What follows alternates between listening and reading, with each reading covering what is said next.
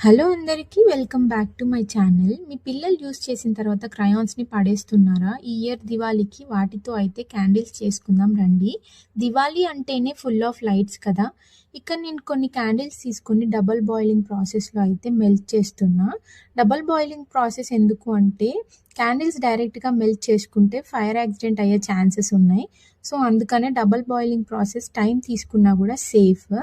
ప్రయోగాలు చేయాలి. బట్ అవి మన ప్రాణాల మీదకొచ్చేలా అయితే ఉండకూడదు. అందుకని డబుల్ బాయిలింగ్ ప్రాసెస్ అయితే బెస్ట్ అని చెప్తా. ఇక్కడ క్యాండిల్ బేస్ మెల్ట్ అయిన తర్వాత ఆరెంజ్ కలర్ క్రయాన్స్ ఏసి అయితే మెల్ట్ చేసుకున్నా. నేను చూపించిన మౌల్స్ అయితే ఆన్‌లైన్‌లో అండ్ ఆఫ్‌లైన్‌లో కూడా అవైలబుల్ ఉంటాయి. మనం మెల్ట్ చేసుకున్న క్యాండిల్ బేస్‌ని దాంట్లో వేసి ఒక 15 మినిట్స్ తర్వాత తీస్తే చూడండి ఎంత బ్యూటిఫుల్‌గా ఉందో కదా క్యాండిల్. నిజంగా చాలా బావుంది. ఇలాంటివి ఈ దివాళీకి ట్రై చేసి చూడండి. ఎప్పుడు దీపాలే కాకుండా అప్పుడప్పుడు ఇలాంటి వెరైటీవి పెడితే కూడా మంచిగా అనిపిస్తది.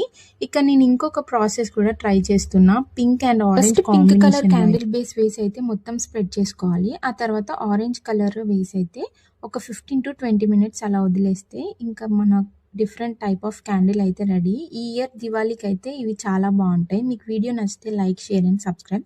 అండ్ ఎలా ఉన్నాయో కామెంట్ చేయడం మర్చిపోకండి.